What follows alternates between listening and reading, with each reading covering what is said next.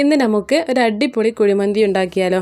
1 kilo kuzhimanthi ഉണ്ടാക്കാനായിട്ട് അരിയേക്കാൾ കൂടുതൽ വെള്ളം വെച്ചിട്ടുണ്ട്. ഇതിലേക്ക് കുറച്ച് ഗരം മസാല ഇട്ടുകൊടുക്കാം, ആവശ്യത്തിന് ഉപ്പും കുറച്ച് സൺഫ്ലവർ ഓയിലും ഒരു കഷ്ണം നാരങ്ങ പിഴിഞ്ഞതും കൂടി ഒഴിച്ചെടുത്തിട്ട് വെള്ളം തിളക്കാനാകുമ്പോൾ കുതിർത്ത് ഊറ്റി വെച്ചിട്ടുള്ള അരി ഇതിലേക്ക് ഇട്ടുകൊടുക്കാം. 1 കിലോ അരിയാണ് ഇട്ടെടുത്തിട്ടുള്ളത്. നന്നായിട്ട് ഇളക്കിയിട്ടൊന്ന് മൂടി വെച്ചുകൊടുക്കുക.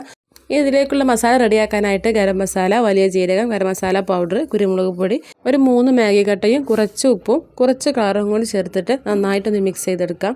ഇനി നമ്മൾ 1 കിലോ ചിക്കനാണ് എടുത്തിട്ടുള്ളത്. ഈ ചിക്കൻ മിക്സ് ചെയ്ത മസാലയിലേക്ക് ഇട്ടെടുത്തിട്ട് നന്നായിട്ടൊന്ന് മിക്സാക്കി എടുക്കുക. ഇനി ചിക്കൻ ഒന്ന് പരത്തി വെച്ചിട്ട് ഇതിന് മുകളിലായിട്ട് സൺഫ്ലവർ ഓയിലാണ് ഒഴിച്ചു കൊടുക്കുന്നത്.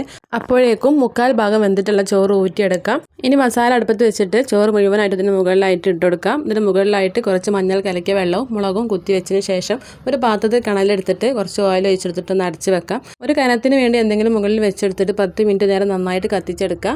അരമണിക്കൂർ കഴിഞ്ഞാൽ മിക്സാക്കി വിളമ്പി എടുക്കാവുന്നതാണ്.